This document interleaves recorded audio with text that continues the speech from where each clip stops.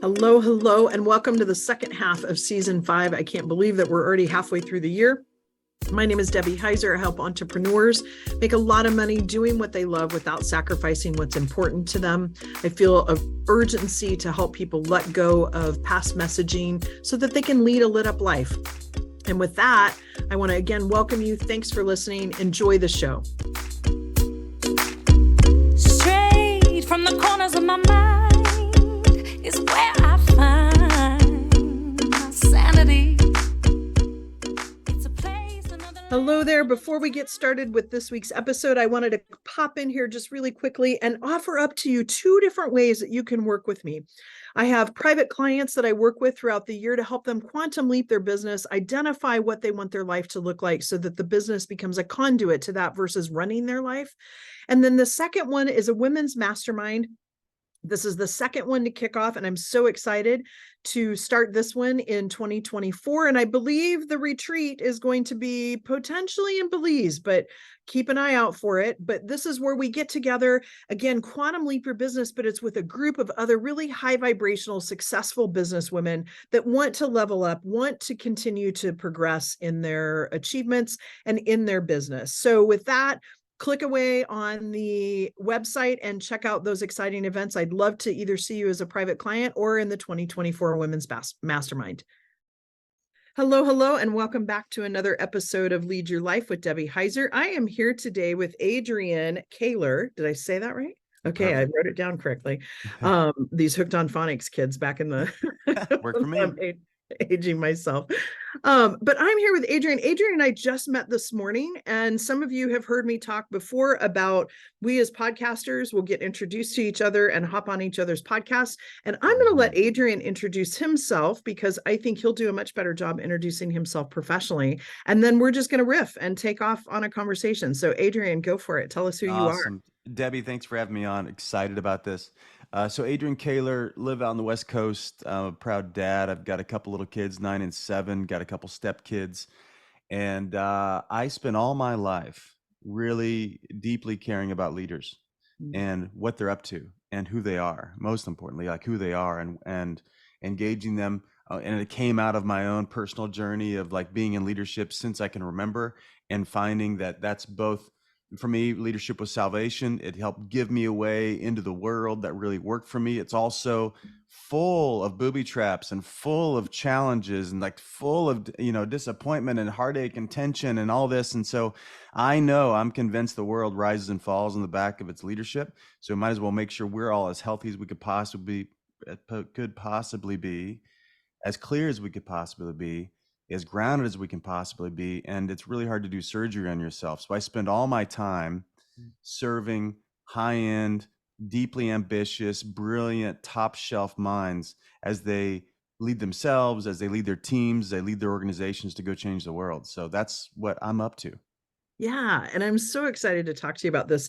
I don't know, before we got on the podcast, I didn't tell you that I teach a couple of leadership classes through the School of Leadership at Gonzaga. And one of the things that I run into a lot with leaders, because one of the classes I teach is about integrating the head, the heart, the body, and the spirit, or your intuition, and slowing down enough to hear that. And so when you talk about booby traps, let's talk about that. What are some things that you find? Because for me, I find leaders sometimes don't step back enough to ground. You talked about grounding and really get comfortable with themselves. And so tell me some of the booby traps that you see as common themes with leaders. Well, I'll speak specifically to founders just because I'm hanging out with them all the time. Man, there's a long list here. I know we don't have much time. Let's see. I'd say the biggest booby trap is that they're all really brilliant and have a great idea. And they're all really talented enough to get the idea going. And they're talented enough to recruit I could give you 5 or 6 examples just in my head of this exact person. I coach all of them. And yet they get to a point where they have been successful enough, they no longer want to do the thing that they're doing. And it's I guess kind of apparent that it would be tough for them from an ego perspective to like let go of their child once it becomes a teenager or whatever. And a lot of times my conversation is with them that's not losing to like hire a real CEO. You don't want to be a CEO. It's a conversation I have with him all the time. It's like, you hate managing people. You're like the idea person. And even in a recent training with a company out in North Carolina, I just drew on the board. I said, this is the tension. There's the founder over here, and there's a big gap between them and their team. And the founder wants to be out on the frontier, pioneering new ideas. And yet there's this gap between them and their home team and the executives they've hired to run it. Usually tons of distrust in that space. Usually people at the home team want the founder to come back and share vision and lead and all that, but the founder wants to be gone, but being gone means they can't lead the team well. And there's this tension. And so giving people permission to go naturally trust other people, that's hard. Yeah. There's a handful of things here. They're also, none of my clients suffer from a lack of intelligence. They do suffer from a lack of relational skills. Just because it's so hard for them when they get in and get something going, and then integrating other people, especially when they get to that place, they can hire really talented people that come in with their own ideas, and not being just a maniac. I mean, most founders I know are maniacs, which is necessary, because they're like high energy, really kind of unpredictable. That's what makes them entrepreneurial, but that doesn't work in team life. Yeah. And so, they get really very defensive around what it's going to take for them to submit their own vision and their own way of being in a way to like generate a type of team that people want to be on. And most of them, they another dilemma or booby trap is, and this is just human brain stuff, is we naturally lead other people the way we like to be led. It's just this unconscious bias of us. We think other people think like we think. Most of their frustration is because their people on their team don't think, and they don't own it like I own it. And why don't they do that? And blah, blah, blah, all that. It's like, no. If they had your type of ambition, your type of intelligence, they would be running their own company. They don't. So you need to like listen more than you preach. Yeah, and that's so true. That's tough. And Adrian, it's interesting because kind of two thoughts there as you talk about those people that if they had kind of the same wherewithal, they would be running their own business. Right on. If you're lucky enough to find someone that values security of a paycheck more than they do and wants to do that work, to me, that's like the sweet spot of finding really good talent. They're out there. It's just they're not necessarily everywhere, right? Be able to find them. And then when you were talking about this tension, right, and this trust, because it is hard to let go of that baby. And I guess I would ask, because I find a lot of times there's a mirror, right? So if I'm not trusting someone, what am I not trusting in myself? Right. And I run into that a lot with leaders, and they feel like they're helping their team and they come in and rescue or do the decision making, and partially because they're 4 steps ahead usually. Right. Because they are the visionary and sometimes 10 and 20 steps ahead, but their thinking patterns tend to be, particularly with founders, so quick that the level of patience it takes sometimes for the team to get to where they're at can create a tension. Do you find that with the folks you work to? Oh, for sure. It's happening all the time. And that's why, all the founders, as you know them as well, they're all really brilliant, right? So and they're competent, I forget which psychologist was talking about, this scale, like where we go from unconscious incompetence to conscious incompetence to conscious competence and then unconscious competence, right? And all of them are in many, many ways unconsciously competent. Like they're really great and they don't even know why. It's just them, quote unquote, right? And I warn them all the time. I say, what you do most naturally, you teach most poorly. So a lot of their work is like to slow down, and they might not even be able to do this. I know I can't in certain aspects of my work. I'm trying to train coaches all the time. People want to come in and work for my company. And I don't know why I know all the things I know. I just follow my gut, to your point earlier. Intuitively, I take a left turn when most people would take a right turn, and the left turn works better than the right turn. And I don't know why. So all that to say, this is me eating my own dog food. I need to slow down. It's great. Even for me, I've got people on my team that hang out with me on certain calls or in certain meetings, and they're there just to take notes and just to pay attention. And then we'll map out my decision tree after it happened, because I'm going to follow my gut. Same with a lot of these founders. They don't teach what is just so innate for them. And that's a problem, right? So they need to set up a mechanism in which they can really harvest all their kind of natural brilliance and break it down so that it can be scalable. Yeah, it's the art and the science. When you said that, it reminded me years and years ago. My grandmother's deceased now, but she always made Mm, cinnamon rolls. And I asked her if I could have a recipe, and she didn't have one.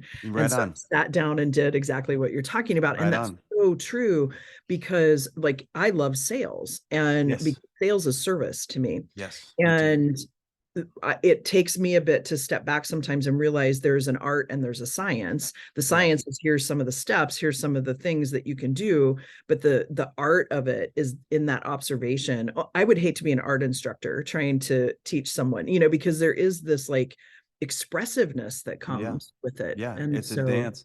It yeah, comes through relatedness, and you're wired up to relate to people in such an abundant and generous way, and you build trust with people. I mean, even just as we've known each other here for just a little bit of time, it's like, oh wow, she's a pro and so likable, and here from it's like that you do really unconscious things that builds affinity and trust with people, and that is both. It is both art and science.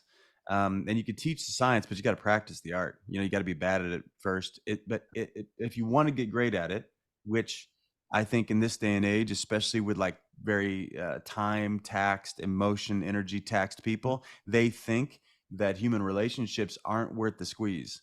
yeah, And that is, I mean, we unapologetically say with any of our teams that it is the results all come out of the context of relationship. Now, you yeah, can hope that you can just pay somebody and they'll go do their job, but that's not the way it works. People are always relating to themselves and relating to others and relating to work itself in a very specific way, and you got to tune into that. That's like the music behind, that's the background music, is what somebody's belief system is. And if yeah. you can't listen for that and then challenge that, support it, tweak it when necessary, you're just going to keep dealing with symptoms all the time instead of getting the causal issues. We're in those conversations a lot. Yeah, it brings up something somebody said the other day about linguistic environment. And I did a podcast Mm, some time ago with a communication expert, and we were talking about how words matter, but words are yeah. matter. And so Yes. in this linguistic environment, when you step back and listen, you can hear words with entrepreneurs, founders, whatever leaders we're working with, that I mean, sometimes I sit back and I think, wow, so much self-judgment. Now, I do it too. I'm not perfect, right? But Sure. like, if you listen just by the words people use, Oh you yeah. can hear these like inner core wounds. I mean, you Yes. know that because you're a coach too, but you can hear those things. And as a leader, I don't know, for me, I practice a lot of, well, I don't even practice, it's a disposition of servant leadership. And when we talk about like self-awareness, Mm-hmm. that's one of the things too that I find about half, I would say half of the clients I work with, they want to get into it. They want to go, here's the actions I need to take and go do these things. I'm like, whoa, whoa, whoa. Right. I always say, sell them what they want and then give them what they need, Right. not in a manipulative way, but like there's things that they need to be able to transform the type of leadership they want. So when Yes. you start working with founders, how self-aware, like what are some things that you do to help them become self-aware of things that sometimes it's not always easy to look at? Yeah. Well, to champion your point, yeah, I forget who was the philosopher that said words become worlds. Oh yeah. For sure, 100% true. And I was just listening. I've got a friend in town who's a rabbi, and he was doing a thing, and he was talking about how the Hebrew word for word and the Hebrew word for thing is the same word. And his point is that, at least in the Jewish mind, um, the words are objects. They are things. I mean, and for us philosophically, we've got three major pillars to our work, like kind of behind the scenes philosophy, I guess, if you will. First one is people relate to the world the way the world occurs to them. Sorry, people react to the world the way the world occurs to them, right? So, perception's reality. Like, so whatever people make up about the world, that's the world they're living in, essentially, right? You Yeah. and I are on this call, but we're on two separate calls. You're on your version, I'm on my version. And we both think we're on the call, but we're not on the call. You're on yours, I'm on mine. But we're both here talking. That's the first thing. People react to the world the way the world occurs to them. Second is the world occurs for people in language, to your point, right? So language is our best attempt as the human brain at generating labels for for experiences, for environments, for thinking, for feelings, all that. So um, if that's true, you better get some language around it. I see language as handles. It's like I can grab something if I can put language to it. Even we talk about feelings are ideas trapped in the body. You got looking for language. Right. But the third point, which is where all the money is future-based language creates present state. Future-based language creates present state. So what people are thinking about the future, and we're always thinking something about the future. Even if I ask a founder, hey, where are you going to be in 3 years? They say, I don't know. Well, that is a future. Like confusion is a strategy. It's not the best one, but it is a strategy. So how do I help folks? First off, they come to me, everybody comes to me because somebody they know works with me, Yeah. so it's all kind of referral based, and they all come to me with some kind of big opportunity, whether it's Rome is burning or it's they're like scaling, they can't keep up, whatever. How do I help them? I'm listening. So scientifically, so behind the curtain, here's what I'm doing. We've got a formula in our work: P plus E plus O over C. So P is patterns. I'm going to pay close attention to their patterns because we're all pattern machines, right? So Absolutely. it's always the pattern of one, right? I seem like a magician when I'm in a room and they say one thing and I know that one thing isn't just one thing. That one thing happens everywhere. And I'll point out Right. that framework, like their approach to something and how they're relating to something. And I'll show, that's why it seems like magic, how this is happening everywhere. Right. And so that's the first thing I'm listening for is patterns. They're not listening to that. So I'll show them this reoccurring trend that becomes a habit. That's the P. Plus E, there's always things people are emphasizing. Always. Right. And that is always strategic. Right. So they'll have some kind of complaint about Tom on their team or whatever. And they want to talk about Tom. And let's keep talking about Tom. Blah, blah, blah, blah, blah. That's what they're emphasizing. Now, there's reason for that and meaning in that, but it's also behind everything that's being emphasized is something that they are omitting, right? So there's Oh, something they are using the emphasis to cover up. It's like the shadow view if you're in a Jungian sure. perspective, right? So whatever the front is, the racket is, whatever the front is, it's always covering up something in the background. So I'm always listening for what they're not saying. And I'm paying close attention to what they would like me not to observe. I joke sometimes I'm kind of paid to be a noticer. That's kind of my job, is to notice all this shit, all this stuff. And I warn every client, I said, there are a handful of conversations that are running your organization and they're all under the table. Yeah, absolutely. They are. Whatever's under the table is what's running the conversation. So I'm going to be going right to what you don't want to talk about is where we're going to start. So, hi, I'm Adrian. Sorry about that, but that's what I'm up to, So and that all that, pattern plus emphasis plus omission over C, which is context, right? Which is like what they're aiming at. What are they committed to? So I'm listening for what they're saying. I'm listening to what they're saying from the future they say they're committed to. And I'm noticing what's aligned and what's not aligned. And a lot of times, just because we're humans and victim mindset is so easy for us to jump into, that's, we are not aligning present conversation to the future. Yeah. That they say they want. So then I will point out that their current conversation actually generates a future way different than what they say they want. And what do you want to do about that? Because you can go down this path, or you can pause, get out of your automatic survival mindset, ego-based mindset, which is looking good and feeling good and being right and being in control and doing all that, and get out of that and get into a conversation about today from where you're committed to being. And nobody ever talks to them like that, of course.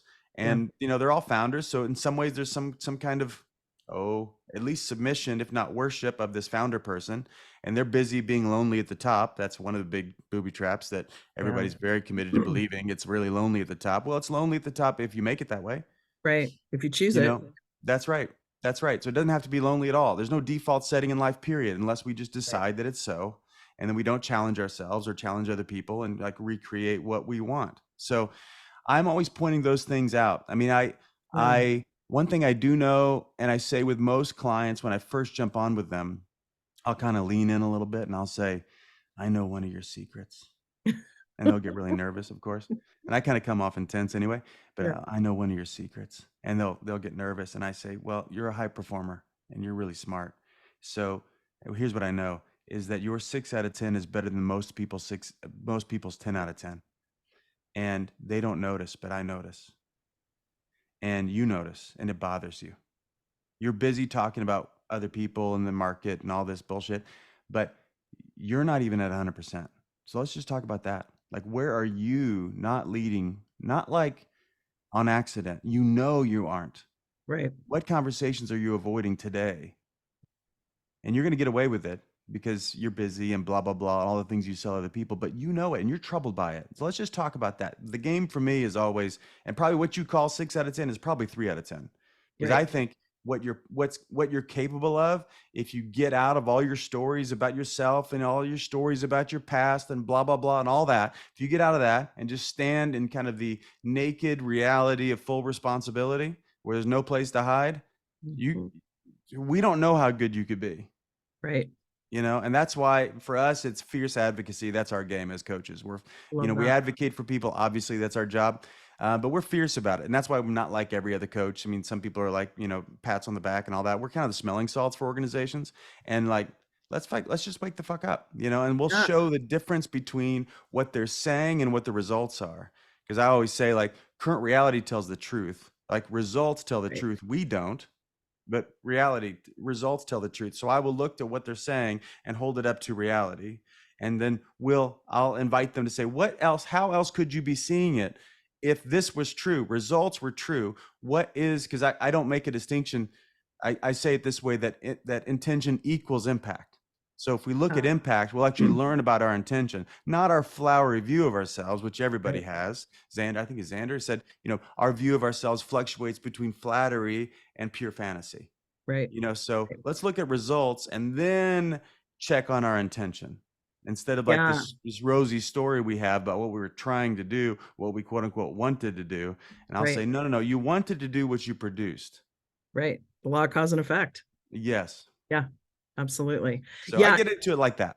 No, that's fantastic. I love that too. I tend to be intense too. I can go like deep very quickly. Yeah, I know. It was so weird for so long. Even like the family I grew up in, I was like the serious one, quote unquote, and I was Yeah. like the intense one, which I totally understand. And like, the guy that was always interested in the psychology and the philosophy behind things, which was way beyond what my Right. parents or my father in particular was that comfortable with. They're like small town people from Illinois, and they're awesome. I'm still Yeah. really close to them. But I just wanted to talk about this stuff nobody was talking about.